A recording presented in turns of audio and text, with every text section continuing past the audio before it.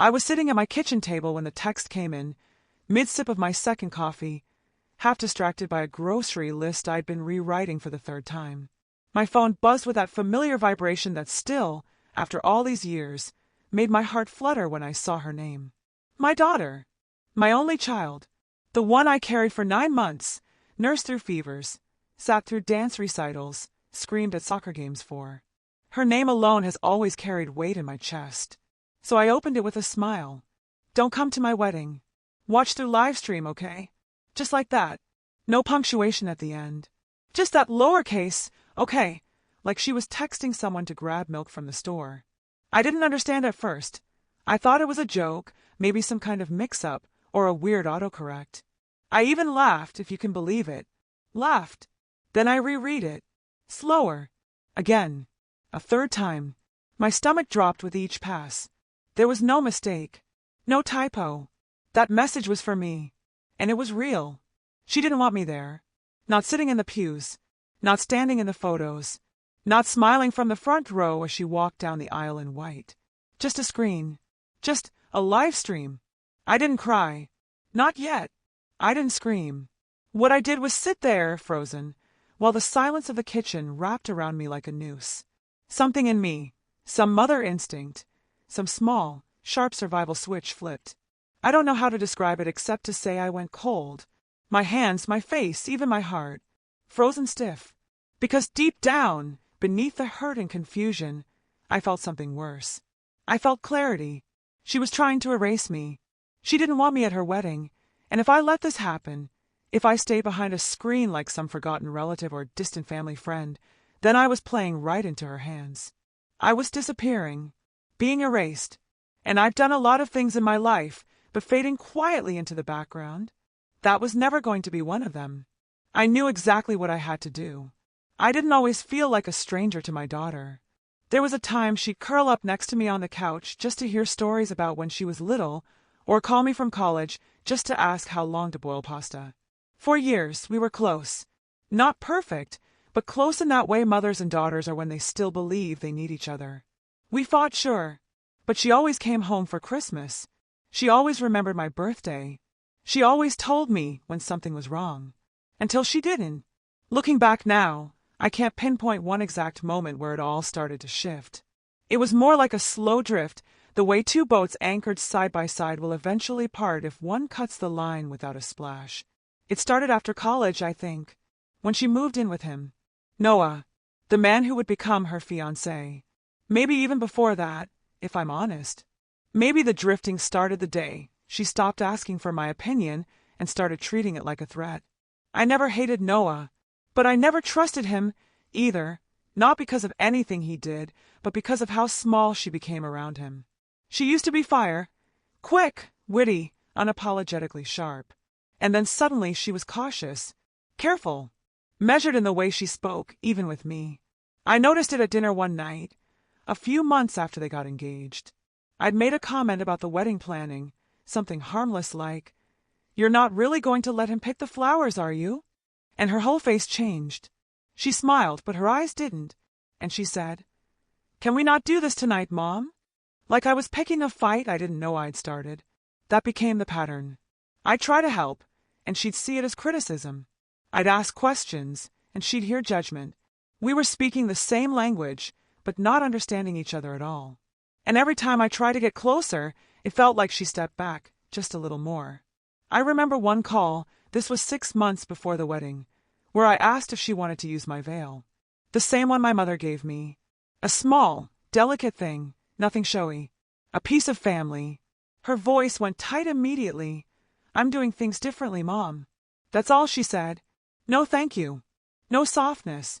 Just a wall. I sat on the other end of that line for a full minute, blinking at the silence. That veil had survived 3 generations. It wouldn't make it to 4. It wasn't about the veil, or the flowers, or even the wedding, really. It was about control, and boundaries, and this new version of my daughter I didn't recognize anymore. She wasn't asking for space, she was pushing me out. Quietly, neatly, like packing up a room no one lives in anymore. People like to say, "Oh, she's just growing up. Let her live her life." But growing up doesn't have to mean shutting the door in someone's face. Not unless you're trying to forget they're there in the first place. That's what hurt the most. Not the distance, but the denial. Like I'd become some story she didn't want to include in the retelling of her life. Still, I held on. I told myself it was just stress. That once the wedding was over, we'd find our way back to each other. That this cold front between us wasn't permanent. But then the text came, and I realized maybe I was the only one still hoping for the thaw. After the text, everything changed. Not just in the obvious way. I mean, yes, it confirmed what I'd been too proud to say out loud, that my daughter didn't want me there. But more than that, it snapped something in me. Before the message, I still believed I had a part to play in her big day. I was still clinging to this image I had, me helping her into her dress, tearing up at the vows, smiling for photos while people whispered, "That's the mother of the bride." I thought we'd get there eventually, that all of this coldness was temporary. A phase. But after that text, the fairy tale popped. And all that was left was silence. And time. Too much time. There were still 3 weeks until the wedding. 3 weeks where I kept pretending I hadn't seen the message. I didn't respond. Not right away. What could I say? "Okay, sweetheart, I'll watch you get married from the same screen I used to pay my bills." No. I couldn't bring myself to answer. So I did the only thing I could do. I waited. But the clock didn't stop ticking. The invitations had already gone out. I had one. It was still magnet pinned to my fridge like a cruel joke. I stared at it every morning while pouring my coffee. That soft blush cardstock with her name and Noah's swirled together like a signature I was never meant to be part of. I kept busy, or tried to. I cleaned things that didn't need cleaning. I repotted a plant that died anyway. I checked her registry. So many times I had it memorized. A cast iron skillet, towels in stone blue, a set of wine glasses they'd probably never use. I even bought something. Not the biggest item, not the smallest. A safe, forgettable medium-sized gesture. I don't even know why. Maybe I thought it would prove something. That I was still her mother. That I could still show up for her, even if it was through FedEx. The worst part, no one was calling me. None of my sisters. None of her bridesmaids. Not even her father. It was like I'd been redacted from the guest list, and somehow, everyone got the memo except me. I'd always assumed I'd be involved, even in the small ways. Dress shopping. The rehearsal dinner. Something. But I was shut out completely. I was living in a blackout, with only Instagram hints and a growing sense of dread that, yes, this was really happening without me. And then there was the dress. Her wedding dress. I still don't know what it looks like. She never sent a picture. Never asked what I thought. When she was little, she used to sketch wedding gowns in the margins of her school notebooks. I saved some of them, actually, crinkled pages with tiny princess silhouettes and glitter pen scribbles. I always thought I'd see the real one first. I thought I'd be the one zipping it up. Instead, I'd be watching from behind a screen, squinting through a shaky live stream to catch a glimpse of my daughter in white.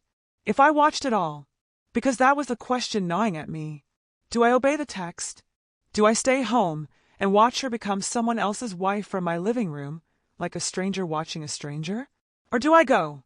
Do I show up? Do I risk humiliation, being turned away, being ignored, or worse, causing a scene I never meant to cause? Every morning, the question returned. Every night, it went unanswered. But with each passing day, I felt something growing in me. Not rage, not sadness, something steadier, quieter, a bone-deep certainty. I didn't raise her to uninvite her own mother. And I sure as hell wasn't going to let her cut me out of her life with a text message and a live stream, okay? No. If she wanted me gone, she'd have to tell me to my face. It was a Thursday when I finally cracked. Not dramatically. There was no shouting or throwing things or crying on the floor. It happened while I was folding a pair of socks. That's the part that gets me. All the emotion, all the weight of weeks spent in silence, and it broke me mid-laundry. There I was, holding a sock she'd left behind when she moved out years ago, a soft little ankle sock with a tiny embroidered moon on the heel, and I just stared at it, stunned that something so small could carry so much ache. I sat down on the edge of the bed, sock still in hand, and whispered out loud, "She really doesn't want me there." Saying it made it real. It knocked the air right out of me. I'd been pretending for weeks that this was some kind of miscommunication, a stress-fueled overreaction she'd eventually walk back. But that text, it wasn't a slip. It was a boundary, a deliberate, clinical cut. And that's when the tears finally came, not loud, not messy. Just slow and quiet. They didn't come from anger. They came from the understanding that I'd been dismissed. Not just from a wedding, but from a moment in her life that I always believed was mine, too. Mothers don't just raise daughters. We imagine them. We imagine the first steps, the prom dress, the first heartbreak, the wedding day. And for the most part, we get those things. We get to be there. So when it's taken from you, not stolen, but handed away with cold precision, it breaks something sacred. But after the crying stopped, something else settled in me. A kind of stillness. Like I'd bottomed out, and the only thing left to do was stand up. And once I did, I wasn't confused anymore. This wasn't about proving a point. It wasn't even about being right. It was about not letting her erase me from the most important chapter of her life, like I was some bad memory. I wasn't perfect.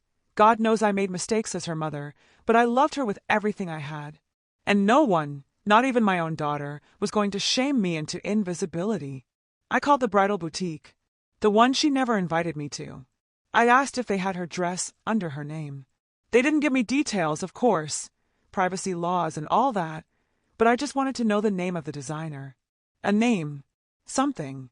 I ended the call without much luck, but it didn't matter. It wasn't about the dress anymore. It was about the decision. I wasn't going to text her back. I wasn't going to plead. I wasn't going to ask to be allowed into my own child's life like a stranger, hoping for a spare seat at the table. No. I was going to show up. Not in white. Not in protest. I wouldn't make a scene. I would simply be there. Because she needed to see my face. Not through a screen. Not as a name on a viewer list. She needed to see me there. Whole. Steady and unmovable. Not to guilt her. Not to punish her. But to remind her that I was still her mother. That no livestream could erase that. That no polite dismissal via text could undo the years I spent loving her in every way I knew how.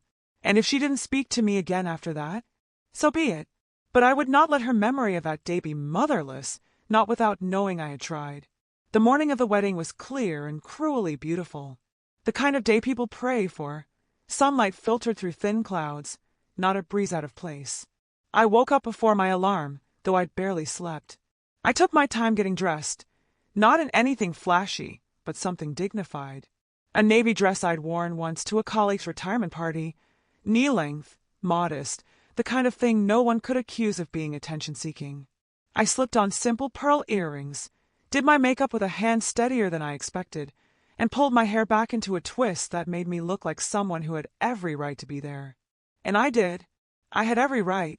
I arrived at the venue early, which I now realize was a mistake. The place was half empty, echoing with soft music and quiet footsteps, the energy still in its pre-show lull. But that also meant there was no crowd to disappear into. I walked through the entrance like any other guest, holding my head high, my hands clutching the small clutch bag I hadn't opened once. No one stopped me. No one looked twice. I scanned the rows of white chairs and found a seat near the back, not out of shame but strategy. I wanted to see without being seen, at least at first. And then about 10 minutes before the ceremony started, I saw her. She stepped out from the side garden path, flanked by her bridesmaids, radiant in that almost otherworldly way brides can be. The dress was nothing like I imagined, sleek, modern, no lace, no frill. It was stunning. But what caught me wasn't the gown. It was her face, focused, unreadable. She laughed at something one of the bridesmaids said, her eyes cast downward.